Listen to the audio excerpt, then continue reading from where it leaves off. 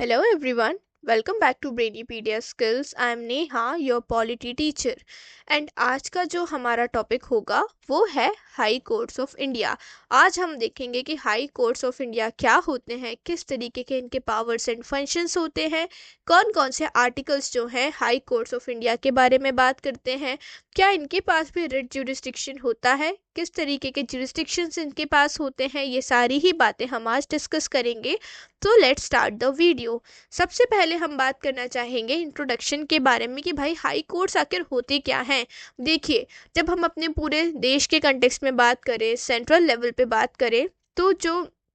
Justice की highest authority होती है वो होती है हमारा सुप्रीम कोर्ट। लेकिन अगर मैं बात करूं स्टेट के कंटेक्स्ट में, किसी स्टेट के लेवल पे, तो वहाँ पे हमें जो हाईएस्ट अथॉरिटी है वो हमारा हाई कोर्ट देखने को मिलती है। अब हमारे संविधान में यहाँ पे कहाँ पे इस चीज़ का प्रोविज़न दिया गया है, ऐसा कौन सा आर्टिकल है जो कि हमारे हाई कोर्ट के बारे में बात करता है, तो वो है आर्टिकल 214। हमारे यहाँ का जो आर्टिकल 214 है वो हमें बताता है कि हम अपने राज्य में हाई कोर्ट का फॉर्मेशन करने वाले हैं, हाई कोर्ट का स्टैब्लिशमेंट करने वाले हैं। देन मैं बात करना चाहूँगी कंपोजिशन के बारे में। अब यहाँ पे जो कंपोजिशन होता है ना वो कुछ इस तरीके से होता है कि सबसे पहले तो टॉप पे होते हैं हमारे चीफ जस्टिस। उसके अलावा हमें कुछ अदर जजेस का भी फॉर्मेशन यहाँ पे देखने को मिलता है। अगर मैं बात करूं जो चीफ जस्टिस हैं और बाकी के अदर कोर्ट्स के जो हाई कोर्ट्स के जजेस होते हैं हमारे, उनका अपॉइंटमेंट कैसे होता है, तो हाई कोर्ट के चीफ जस्टिस एंड जो हमारे बाकी के जजेस होते हैं उनका अपॉइंटमेंट हमारे प्रेसिडेंट यानी कि राष्ट्रपति के द्वारा कराया जाता है। अब यहाँ पे अगर मैं बात करूँ कि ये कौन से आर्टिकल में मेंशन होती हैं ये सारी ही बातें कि अपॉइंटमेंट प्रेसिडेंट के द्वारा होगा, ये बातें हमें आर्टिकल 217 में देखने को मिल जाती हैं। अब मैं आगे बात करना चाहूँगी ज्यूरिसडिक्शन के बारे में कि कौन कौन से ज्यूरिसडिक्शन हमें हाई कोर्ट के पास देखने को मिलते हैं। सबसे पहला ओरिजिनल ज्यूरिसडिक्शन। ओरिजिनल ज्यूरिसडिक्शन में हाई कोर्ट जो है डिस्प्यूट्स से रिलेटेड केसेस को हैंडल करेंगे, जैसे कि इलेक्शन पिटिशंस हो गई या फिर इलेक्शन को लेके कोई डिस्प्यूट हो रहा है। हमारे जो राज्य हैं, कोई भी एक राज्य है, कोई स्टेट है, मान लीजिए Madhya Pradesh, Chhattisgarh, Gujarat, Maharashtra, it could be anything. इस राज्य में इलेक्शन को लेके कोई डिस्प्यूट हो रहा है या फिर राज्य के अंदर कोई और विवाद चल रहा है, कोई और कंट्रोवर्सी, कोई और डिस्प्यूट देखने को मिल रहा है, तो इन चीज़ों को जो हाई कोर्ट है पहले खुद से रिजॉल्व करने की कोशिश करेंगे। लेकिन यदि ये चीज़ें हाई कोर्ट में रिजॉल्व नहीं होती तो उसके बाद ये जो पूरा मैटर है, ये जो पूरा केस है, किसके पास शिफ्ट कर दिया जाएगा? सुप्रीम कोर्ट के पास। लेकिन स्टेट के कंटेक्स्ट में अगर कोई डिस्प्यूट हो रहा है, कोई भी कंट्रोवर्सी हो रही है इलेक्शन पिटिशंस को लेके या किसी और बात को लेके, देन उस कंडीशन में जो अधिकार होता है, जो राइट होता है इस चीज़ पे जुरिसडिक्शन सुनाने का, वर्डिक्ट सुनाने का, वो होता है हमारे हाई कोर्ट के पास। देन इसके बाद अपीलेट जुरिसडिक्शन की बात करना चाहूँगी। Hearing appeals against decisions of lower courts. अब कई बार क्या होता है कि हम सबसे पहले जो कोर्ट केस स्टार्ट होते हैं वो लोअर कोर्ट से स्टार्ट होते हैं, सबऑर्डिनेट कोर्ट्स यानी कि डिस्ट्रिक्ट कोर्ट्स वगैरह से स्टार्ट होते हैं। मान लीजिए मेरा कोई केस चल रहा है किसी भी सबऑर्डिनेट कोर्ट में, एंड वहाँ पे जो डिसीजन मेकिंग है ना, फाइनल डिसीजन आ चुका है, फाइनल वर्डिक्ट आ चुका है हमारे किसी भी सबऑर्डिनेट कोर्ट का। देन उस कंडीशन में क्या होगा कि अगर मेरे खिलाफ में वो डिसीजन आया है और मुझे लगता है, मुझे संतुष्टि नहीं मिली है कि नहीं सर, आपने ये जो डिसीजन लिया है, आपने जो वर्डिक्ट सुनाया है, मैं इस चीज़ से अग्री नहीं करती, मुझे नहीं लगता कि मुझे इस वर्डिक्ट से न्याय मिला है, देन उस कंडीशन में मैं जाऊंगी अपने हाई कोर्ट के पास। हाई कोर्ट में जाके अपील करूंगी कि सर आपने ये जो लोअर कोर्ट का वर्डिक्ट है ना, प्लीज़ आप इस चीज़ को इग्नोर करके इस केस में फिर से सुनवाई कीजिए, आप इस केस में जांच पड़ताल कराइए, मेरे साथ यहाँ पे गलत हुआ है, मैं इस चीज़ को डिजर्व नहीं करती, मुझे नहीं लगता कि यहाँ पे ये जो भी डिसीजन मेकिंग हुई है वो सही हुई है, मैं चाहती हूँ कि हाई कोर्ट फिर से इस केस को ओपन करे एंड दोबारा से इस केस में जो है कि वर्डिक्ट सुनाए। बेसिकली यहाँ पे जब किसी भी इंसान का, किसी भी सिटीज़न का कोई भी केस लोअर कोर्ट्स में चलता है एंड वो अपने लोअर कोर्ट्स के डिसीजन से, वर्डिक्ट से सेटिस्फाइड नहीं होता, तो वो जाता है हायर कोर्ट्स के पास, स्पेशली हाई कोर्ट के पास मूव करता है, वहाँ पे दोबारा से पिटीशन फाइल करता है, दोबारा से सारा केस जो है वो रीओपन होके स्टार्ट होता है। क्योंकि यहाँ पे अगर इंसानों को लगता है कि नहीं भाई, हमें एक बार में सही जस्टिस नहीं मिला है, सही जो फैसला है वो नहीं सुनाया गया है, तो उस कंडीशन में वो जाते हैं हाई कोर्ट के पास। तो यही जो ज्यूरिसडिक्शन होता है, यही जो एक तरीके से पावर होती है ज्यूरिसडिक्शन की हाई कोर्ट की, इसे ही हम अपीलेट ज्यूरिसडिक्शन के नाम से जानते हैं। अब मैं बात करना चाहूंगी एडमिनिस्ट्रेटिव ज्यूरिसडिक्शन की,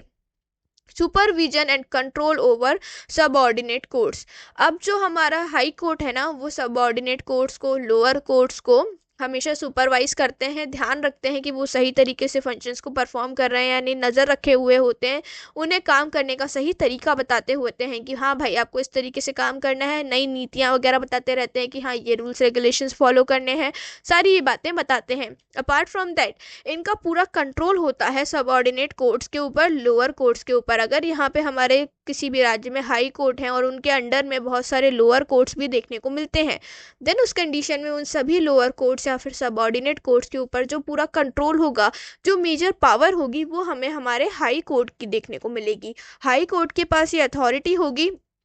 कि वो अपने लोअर कोर्ट्स या फिर सबऑर्डिनेट कोर्ट्स को ऑर्डर दे सकते हैं, उनके ऊपर पूरा कंट्रोल जो है उस चीज़ को मैनेज कर सकते हैं। तो यहाँ पे ये 3 तरीके के ज्यूरिसडिक्शंस हमने देखे। सबसे पहला जो कि है ओरिजिनल ज्यूरिसडिक्शन, दूसरा है अपीलेट ज्यूरिसडिक्शन, तीसरा है एडमिनिस्ट्रेटिव ज्यूरिसडिक्शन। पहले वाले में क्या होने वाला है, अगर हमारे राज्य के अंदर कोई भी डिस्प्यूट हो रहा है, कोई भी विवाद चल रहा है, तो उस चीज़ पे जो डिस्प्यूट जो ज्यूरिसडिक्शन है वो कौन सुनाएगा, हमारा हाई कोर्ट। और फिर उसके बाद दूसरा देखा अपीलेट ज्यूरिसडिक्शन, मेरा जो केस है वो लोअर कोर्ट में बंद हो चुका है, लोअर कोर्ट ने वर्डिक्ट सुना दिया है, लेकिन फिर भी मैं जाके हाई कोर्ट के पास अपील करने वाली हूँ, रिक्वेस्ट करने वाली हूँ कि सर आप प्लीज़ फिर से इस चीज़ को सुनिए, मेरी जो कार्यवाही है, जो हियरिंग है, उसे स्टार्ट कीजिए, और आपका जो लोअर कोर्ट का डिसीजन है प्लीज़ आप उस चीज़ को इग्नोर कीजिए, और प्लीज़ यहाँ पे ये जो केस है इसे फिर से रिस्टार्ट कीजिए और सुनिए समझिए बातों को, क्योंकि मुझे नहीं लगता कि मुझे यहाँ पे जस्टिस मिला है, न्याय मिला है। फिर इसके बाद एडमिनिस्ट्रेटिव ज्यूरिसडिक्शन की बात हमने की, जहाँ पे हमने देखा कि हमारा हाई कोर्ट जो है लोअर कोर्ट को सुपरवाइज करने वाला है कि किस तरीके से लोअर कोर्ट्स काम करने वाले हैं, उनके ऊपर एक तरीके से हाँ देखने वाले हैं, उन्हें समझाने वाले हैं कि हाँ इस तरीके से आपको कार्य करना है, इस तरीके से आपको डिसीजन मेकिंग करना है। एंड अपार्ट फ्रॉम दैट हमारे हाई कोर्ट का पूरा कंट्रोल होता है हमारे सबऑर्डिनेट कोर्ट्स के ऊपर। सबऑर्डिनेट कोर्ट्स यानी कि जो लोअर कोर्ट्स होते हैं उनके ऊपर जो पूरा कंट्रोल होगा वो हमारे हाई कोर्ट्स का देखने को मिलने वाला है आपको। मैं बात करना चाहूँगी यहाँ पे हाई कोर्ट और के पावर्स एंड फंक्शंस के बारे में कि भाई हाई कोर्ट्स की क्या पावर्स होती हैं, क्या फंक्शंस होते हैं। इन्फोर्समेंट ऑफ फंडामेंटल राइट्स, अब यहाँ पे फंडामेंटल राइट्स के इन्फोर्समेंट की बात की गई है, जिसके अंडर हमारा जो हाई कोर्ट है उनके पास ये अधिकार है कि वो कुछ रिट्स को जारी कर सकते हैं, जैसे कि हैबियस कॉर्पस मैंडेमस, और भी बहुत सी रिट होती है, टोटल 5 रिट्स हमें देखने को मिलती हैं। मैं चाहती हूँ कि आप मुझे कमेंट सेक्शन में इन 5 रिट्स के नाम बताएं। मैं देखना चाहती हूँ कि आपको ये जो 5 रिट्स हैं वो लर्न है या फिर नहीं। अब देखिए ये जो हैबिस कॉर्पस मैंडेमस, को वारंटोस, और भी, चलिए मैं नहीं बोलना चाहूँगी वरना फिर मतलब क्या निकलेगा आपसे सवाल पूछने का। ये सारी की जो रिट्स हैं बेसिकली ये एक ऑफिशियल डॉक्यूमेंट्स होते हैं, रिट्स एक रिटन डॉक्यूमेंट्स होते हैं जो कि high court and supreme court issue करते हैं किसी पर्टिकुलर टॉपिक के रिगार्डिंग। अब हैबिस कॉर्पस मैंडेमस या जितनी भी रिट्स होती हैं ये किस पर्टिकुलर सिचुएशन में इशू कराई जाती हैं, इन सभी को हम अलग से एक वीडियो में डिस्कस करेंगे। पर फिलहाल के लिए आप ये याद रखिए कि आर्टिकल 226 जो है हमारे हाई कोर्ट को ये पावर प्रोवाइड करता है कि कभी अगर आपको लगता है कि किसी सिटीजन का फंडामेंटल राइट वायलेट हो रहा है, हार्म हो रहा है, नुकसान पहुंचाया जा रहा है उस चीज़ को, तो आप उस कंडीशन में जो हमारी रिट्स हैं उन्हें इशू करा सकते हैं एंड उस इंसान के, उस इंडिविजुअल के फंडामेंटल राइट्स को प्रोटेक्ट कर सकते हैं। फिर जो हमारे हाई कोर्ट्स होते हैं ये सिविल, क्रिमिनल और constitutional and election related cases को सॉल्व करते हैं, चाहे कोई सिविल केस हो, किसी के घर के लड़ाई झगड़े की बात हो रही है, प्रॉपर्टी वगैरह डीलिंग की सिचुएशंस हो रही हैं, या फिर कोई क्रिमिनल केस है, कोई मर्डर केस है, कोई भी और दूसरा क्राइम किया गया है यहाँ पे, या फिर संविधान और इलेक्शन को लेके कोई भी बात हो रही है स्टेट के कंटेक्स्ट में, स्टेट की बाउंड्री के अंदर, तो यहाँ पे इन सारे ही मैटर्स को, इन सारे ही इश्यूज को कौन रिजॉल्व करेगा, हमारा हाई कोर्ट यहाँ पे इन चीज़ों को रिजॉल्व करने वाला है। फिर इसके बाद इंटरप्रिटेशन ऑफ कॉन्स्टिट्यूशन देखने को मिलता है, संविधान का जो एक बोलना चाहिए सही तरीके से यहाँ पे हमें इंट्रोडक्शन देखने को मिलेगा, या फिर संविधान में कही गई बातों को सही तरीके से इंटरप्रेट करके, मतलब समझा के अपने स्टेट के लोगों के सामने, सिटीजन्स के सामने पेश किया जाएगा हमारे हाई कोर्ट के द्वारा। हमारे हाई कोर्ट का ये कार्य होता है कि वो अपने स्टेट में रहने वाले लोगों के फंडामेंटल राइट्स को प्रोटेक्ट करे, किसी भी तरीके के सिविल केसेस हो रहे हैं उन्हें सॉल्व करे, कोई क्रिमिनल केस आ रहा है, कोई क्रिमिनल एक्टिविटीज़ हो रही हैं उन चीज़ों को रिजॉल्व करवाएं, संविधान को लेके, इलेक्शंस को लेके कोई परेशानियां हो रही हैं, इन चीज़ों को वो सॉल्व करवा सकते हैं। देन एक और आर्टिकल देखने को मिलता है, आर्टिकल 228, यानी कि आर्टिकल 228, जो कि यहाँ पे हमारे हाई कोर्ट को ये परमिशन प्रोवाइड करता है, ये पावर प्रोवाइड करता है कि यदि आपको लगता है कि लोअर कोर्ट में या सबऑर्डिनेट कोर्ट में कोई ऐसा केस है जिसका वर्डिक्ट आपको सुनाना चाहिए, जिसका फैसला आपको लेना चाहिए, मान लीजिए कि जो लोअर कोर्ट है या कोई डिस्ट्रिक्ट कोर्ट है, वहाँ पे कोई एक बहुत ही गंभीर केस चल रहा है, बहुत ही एक क्रूशियल केस जो है उसकी सुनवाई हो रही है, लेकिन हाई कोर्ट को लगता है कि नहीं, इस केस का जो वर्डिक्ट है, इस केस का जो डिसीजन है वो हाई कोर्ट को करना चाहिए, सबऑर्डिनेट कोर्ट को नहीं। तो हाई कोर्ट के पास ये पावर है कि वो अपने आप ही उस केस को खुद के पास ट्रांसफ़र कर सकते हैं, यानी कि उस केस को सबऑर्डिनेट कोर्ट के पास से लेके हाई कोर्ट अपने पास ट्रांसफ़र खुद से कर सकते हैं। ये बात यहाँ पे कही गई है आर्टिकल 228 के अंडर। अब यहाँ पे मैं क्वालिफिकेशंस ऑफ जजेस की बात करना चाहूँगी कि यदि आप एक हाई कोर्ट के जज बनना चाहते हैं तो आपके पास क्या कुछ इंपॉर्टेंट क्वालिफिकेशंस होनी चाहिए। सबसे पहला, you must be a citizen of India with at least 10 years of experience as an advocate और जुडिशियल ऑफिसर। पहली बात तो आपको इंडिया का सिटीजन होना काफ़ी ज़रूरी है, and apart from that come से कम 10 सालों के लिए आपके पास एडवोकेट का एक्सपीरियंस होना चाहिए या फिर जुडिशियल ऑफिसर का एक एक्सपीरियंस होना चाहिए, जुडिशरी में आप काम करते होने चाहिए एज एन एडवोकेट कम से कम 10 सालों के लिए, तब जाके आप एलिजिबल होते हैं हाई कोर्ट के जज बनने के लिए। अब मैं बात करना चाहूँगी टेन्योर एंड रिमूवल की। यहाँ पे इनका कोई फिक्स टेन्योर, कोई फिक्स टर्म डिसाइड नहीं किया गया है, लेकिन इनकी जो जजेस के रिटायरमेंट की एज होती है वो होती है 62 ईयर्स। अगर आप एक हाई कोर्ट जज हैं एंड आपकी एज 62 ईयर्स हो गई है तो 62 ईयर्स के बाद आप ऑटोमेटिकली हाई कोर्ट के जज की पोस्ट से रिटायर हो जाएंगे, आप वहाँ पे उस पोस्ट से ऑटोमेटिकली फ्री हो जाएंगे। अब मैं अगर बात करूं कि भाई कोई हाई कोर्ट का जज है, वो यहाँ पे करप्शन करता हुआ पाए गए, ब्लैक मनी अर्न करते हुए पाए गए, देन उस कंडीशन में, उस पर्टिकुलर सिचुएशन में यहाँ पे उनका जो रिमूवल होगा वो कैसे होगा, उन्हें अपनी पोस्ट से बाहर कैसे निकाला जाएगा। तो यहाँ पे हाई कोर्ट के जजेस का जो पूरा रिमूवल प्रोसेस होता है ना, ये हमें आर्टिकल 217 में देखने को मिलता है, जिसमें इन सारी ही बातों को डिस्कस किया जाता है कि ऐसे कौन कौन से प्रोसीजर्स होंगे जिन्हें आपको फॉलो करना पड़ेगा यदि आप एक हाई कोर्ट के जज को उनकी पोस्ट से हटाना चाहते हैं। अब ये सारी ही बातें डिटेल में हम डिस्कस करेंगे अपने डिटेल कोर्स में, जिसके लिए you should visit the website of Brainypedia skills. वहाँ पे हम देखेंगे कि किस तरीके से एक एक आर्टिकल जो है उसमें क्या प्रोसेस जो है, क्या प्रोसीजर जो है वो प्रोवाइड किया जाता है हर एक कॉन्स्टिट्यूशनल एंटिटी के लिए। फिलहाल हम ये सारी ही बातें इतना डिस्कस नहीं कर रहे हैं क्योंकि I am keeping the video short. यहाँ पे हम सिर्फ जो इम्पोर्टेंट प्रोविजंस होते हैं रिगार्डिंग द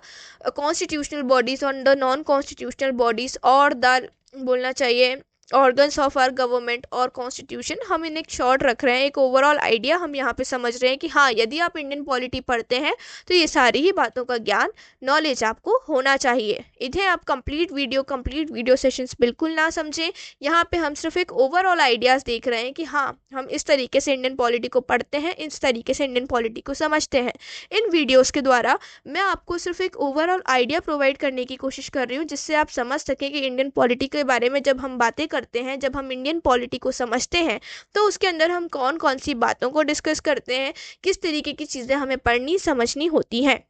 इन वीडियोस के द्वारा हम एक वही बेसिक आइडिया जो है आपके अंदर जनरेट करने की कोशिश कर रहे हैं, जिससे कि आप जब नेक्स्ट टाइम इंडियन पॉलिटी पढ़ें तो आपको इन सारी चीज़ों का आइडिया हो, आपको इन छोटी मोटी चीज़ों में कन्फ्यूजन ना हो कि भाई यहाँ पे रिट्स क्या होती हैं, हाई कोर्ट और सुप्रीम कोर्ट के बीच का डिफरेंस क्या होता है, सेंटर स्टेट रिलेशंस क्या होते हैं, फेडरलिज्म क्या होता है। यूजुअली जब बच्चे इंडियन पॉलिटी पहली बार पढ़ते हैं तो ये चीज़ें उन्हें समझ नहीं आती कि फेडरल स्ट्रक्चर क्या हो रहा है, इंटर स्टेट रिलेशंस क्या हैं, और यूनियन और सेंटर के स्टेट रिलेशंस क्या है, ये चीज़ें लोगों को नहीं समझ आती जब वो पहली बार इंडियन पॉलिटी पढ़ते हैं। तो जब आप एक बेस्ट मैनर में, एक्चुअल मैनर में इंडियन पॉलिटी पढ़ना स्टार्ट करें, उस पर्टिकुलर सिचुएशन में आपको चीज़ों को लेके किसी प्रकार का कन्फ्यूजन ना हो, इन्हीं चीज़ों का ध्यान रखते हुए ये शॉर्ट वीडियोस का क्रिएशन मैं कर रही हूँ, ताकि आपको इंडियन पॉलिटी का एक ओवरऑल आइडिया लग जाए कि जी हाँ, जब हम इंडियन पॉलिटी अपने वेबसाइट पे डिस्कस करेंगे, एक डिटेल्ड कोर्स डिस्कस करेंगे, तो वहाँ पे आपको समझ में आए कि yes exactly this is what we are going to learn, and वहाँ पे आपको चीज़ों को लेके कन्फ्यूजन ना हो। मैं उम्मीद करती हूँ कि आपको यहाँ पे इन वीडियोस का जो मेन मोटिव है वो समझ में आया होगा। अब मैं बात करना चाहूँगी number of high courts. At present India में कितने हाई कोर्ट्स देखने को मिलते हैं, तो 2025 में हमें इंडिया में 25 हाई कोर्ट्स देखने को मिलते हैं। Some serves more than one states, because कुछ हाई कोर्ट्स ऐसे होते हैं जो कि एक से ज़्यादा स्टेट्स के लिए बनाए जाते हैं, जैसे कि पंजाब और हरियाणा। पंजाब और हरियाणा के जो हाई कोर्ट होते हैं वो सेम होते हैं। पंजाब और हरियाणा के हाई कोर्ट सेम होने के साथ साथ इनकी जो कैपिटल होती है चंडीगढ़, वो भी दोनों की कैपिटल की तरह सर्व की जाती है। चंडीगढ़ ही पंजाब की कैपिटल होती है एंड चंडीगढ़ ही हरियाणा की भी कैपिटल आपको देखने को मिलती है। साथ ही साथ यहाँ पे इनके जो हाई कोर्ट हैं वो भी सिमिलर आपको देखने को मिलेंगे। तो इन्हीं चीज़ों के कारण ऐसे कुछ और हाई कोर्ट्स हमें इंडिया में देखने को मिलते हैं, जिनके कारण एट प्रेजेंट में इंडिया में हमें ओनली 25 हाई कोर्ट्स देखने को मिलते हैं। अगर मैं बात करूँ यहाँ पे कुछ रिलेटेड आर्टिकल्स की जो कि इस पूरे प्रोविजंस के साथ डील करते हैं, तो आर्टिकल 231 हमसे बोलता है कि यदि ज़रूरत पड़ती है तो आप दो स्टेट्स के लिए या फिर दो से ज़्यादा स्टेट्स के लिए एक कॉमन हाई कोर्ट का फॉर्मेशन कर सकते हैं। यदि कभी विवाद की स्थिति जनरेट होती है या फिर किसी और इश्यू के कारण, किसी और समस्या के कारण, यदि आप चाहें तो दो या दो से ज़्यादा स्टेट्स के लिए, दो या दो से ज़्यादा राज्यों के लिए एक कॉमन हाई कोर्ट का इस्टेब्लिशमेंट जो है वो कर सकते हैं, जो कि हमें इंडिया में देखने को भी मिलता है। एक एग्जाम्पल जैसे मैंने आपको अभी बताया पंजाब और हरियाणा के कंटेक्स्ट में। तो ये तो सारी कुछ बेसिक इन्फॉर्मेशन हो गई। अब मैं यहाँ बात करना चाहूँगी उन और सारे आर्टिकल्स की जो कि हमारे हाई कोर्ट के कंसेप्ट के साथ, हाई कोर्ट की बातों के साथ डील करते हैं। सबसे पहला आर्टिकल 214 जो कि बोलता है इस्टेब्लिशमेंट ऑफ हाई कोर्ट के बारे में। इसका मतलब आर्टिकल 214 हमसे बोल रहा है कि हम हर स्टेट में, इंडिया के स्टेट्स में इस्टेब्लिशमेंट करवाएंगे हाई कोर्ट का। देन आर्टिकल 215 बोलता है कि high courts are the courts of record. High court जो है कोर्ट ऑफ रिकॉर्ड की तरह वर्क करने वाले हैं, मतलब यहाँ पे जितने भी केसेस होने वाले हैं, एक्टिविटीज रिगार्डिंग द स्टेट होने वाले हैं, उन सारी ही चीज़ों का रिकॉर्ड आपको हाई कोर्ट्स के कंटेक्स्ट में देखने को मिल जाएगा। देन आर्टिकल 216 हमसे बोलता है कि हम जजेस का अपॉइंटमेंट करने वाले हैं। तो अपने हाई कोर्ट के जज हुए, चीफ जस्टिस हुए, इन सभी का अपॉइंटमेंट कराया जाएगा किसके द्वारा, गवर्नर ऑफ स्टेट के द्वारा। देन इसके बाद हमने यहाँ पे देखा कि आर्टिकल 226 जो है ये हमारे हाई कोर्ट को ये पावर देता है कि अगर कभी आपको ज़रूरत पड़े तो आप रिट्स को इशू करा सकते हैं, रिट्स को इम्प्लीमेंट करा सकते हैं। और ये रिट्स टोटल 5 तरीके की होती हैं, जिनका मैंने आपसे अभी सवाल पूछा भी था। आप प्लीज़ मुझे बताइए कि ऐसी कौन कौन सी 5 रिट्स होती हैं जिनको ज़रूरत पड़ने पे सुप्रीम कोर्ट या फिर हाई कोर्ट इशू करा सकते हैं। देन इसके बाद आर्टिकल 227 हमसे बोलता है कि high courts power of superintendence over subordinate court. Article 227 हमें बताता है कि जो हाई कोर्ट है ना, सबऑर्डिनेट कोर्ट के कंटेक्स्ट में ज़्यादा पावरफुल होते हैं और कभी ज़रूरत पड़ने पे ये यहाँ पे लोअर कोर्ट की बातों को इग्नोर करके या फिर लोअर कोर्ट के ऊपर अपना जो एक बोलना चाहिए ऑर्डर जो है वो दे सकते हैं। लोअर कोर्ट्स को इनकी बातें सुननी पड़ेंगी, माननी पड़ेंगी। देन आर्टिकल 228 बोलता है transfer of cases to itself. यदि कभी ज़रूरत पड़ती है हमारे हाई कोर्ट को कि लोअर कोर्ट्स जो है वो केसेस को सही तरीके से हैंडल नहीं कर पा रहे, या फिर कोई केस जो है किसी लोअर कोर्ट के लिए काफ़ी बड़ा, काफ़ी क्रिटिकल होता जा रहा है, तो उस कंडीशन में हमारा हाई कोर्ट क्या करेगा, उस पर्टिकुलर केस को अपने आप ऑटोमेटिकली अपने पास ट्रांसफ़र कर लेगा। देन उस केस पे वर्डिक्ट सुनाएगा और ज्यूरिसडिक्शन सुनाएगा। देन आर्टिकल 231 के बारे में हमने जस्ट अभी एक स्लाइड पहले ही डिस्कस किया। आर्टिकल 231 आपको बोलता है कि यदि कभी आपको रिक्वायरमेंट होती है, आपको ज़रूरत होती है, तो आप क्या कर सकते हैं, एक ही कोर्ट का इस्टेब्लिशमेंट कर सकते हैं दो या फिर दो से ज़्यादा स्टेट्स के लिए। कभी आपको लगता है किसी भी पॉसिबल रीजन के कारण, किसी भी पॉलिटिकल रीज़न के कारण, सोशल रीज़न के कारण आप क्या चाहते हैं कि दो या दो से ज़्यादा स्टेट्स का एक हाई कोर्ट हम कॉमन बना दें कि भाई एक ही हाई कोर्ट रहेगा, ये दो या दो से ज़्यादा स्टेट्स के लिए काम करेगा, तो आप इस प्रोविज़न को भी यहाँ पे इम्प्लीमेंट करा सकते हैं। तो आज की क्लास में हमने ये सारी ही बातें डिस्कस करी, हाई कोर्ट से रिलेटेड कुछ जो बेसिक इन्फॉर्मेशन आपको पता होनी चाहिए ये डिस्कस करी, इंट्रोडक्शन देखा, कौन कौन से आर्टिकल्स होते हैं हाई कोर्ट से रिलेटेड ये बातें हमने करी, किस तरीके के ज्यूरिस्डिक्शन हमें हाई कोर्ट के रिगार्डिंग देखने को मिलते हैं इंडिया में, ये बातें हमने यहाँ पे करी। Then we discussed about the powers and functions of high court, किस तरीके के पावर्स एंड फंक्शंस हमारे हाई कोर्ट के पास होते हैं, ये सारी ही बातें हमने आज डिस्कस करी। देन हमने क्वालिफिकेशंस देखी कि भाई अगर आप हाई कोर्ट के जज बनना चाहते हैं तो आपकी क्या क्वालिफिकेशंस होंगी जिसके बिना आप हाई कोर्ट के जज नहीं बन सकते। अपार्ट फ्रॉम दैट हमने इनके टेन्योर एंड रिमूवल की बात करी कि किस तरीके का टेन्योर होता है, किस तरीके से रिमूवल प्रोसेस होता है। देन हमने देखा कि एट प्रेजेंट में इंडिया में हमें कितने नंबर ऑफ हाई कोर्ट्स देखने को मिलते हैं, तो आंसर है हमारा 25। देन हमने एक आर्टिकल्स के डिस्कस किया कि कौन कौन से इंपॉर्टेंट आर्टिकल्स होते हैं हमारे हाई कोर्ट के रिगार्डिंग, हाई कोर्ट के कंटेक्स्ट में। आई रियली होप कि हाई कोर्ट से रिगार्डिंग ये जितनी भी इंफॉर्मेशन थी आपको बहुत बेहतर तरीके से समझ में आई होगी। यहाँ पे हमने काफ़ी इजी वे में, काफ़ी इजी लैंग्वेज में हाई कोर्ट के पूरे ही प्रोविजंस को डिस्कस किया, सुना और समझा। आई रियली होप कि ये सारी ही बातें आपको बहुत अच्छे से समझ में आई होंगी। And if you really like the video, please like the video, don't forget to comment about the questions I am asking to you all. मैं आपसे जो क्वेश्चंस पूछती हूँ प्लीज़ उनका मुझे कमेंट सेक्शन में आंसर बताइए, ताकि मुझे पता चले कि you guys are actually watching the videos, because I really love to teach Indian polity and I really hope that you guys are also enjoying watching the Indian polity by me. So if you like the video, please do like the video, share the video to your friends so that they can also learn these things by me. And don't forget to subscribe to our channel. And till then, stay healthy and stay happy. Thanks for watching the video. I really hope you guys are enjoying your life and being healthy and happy in your life. Thank you.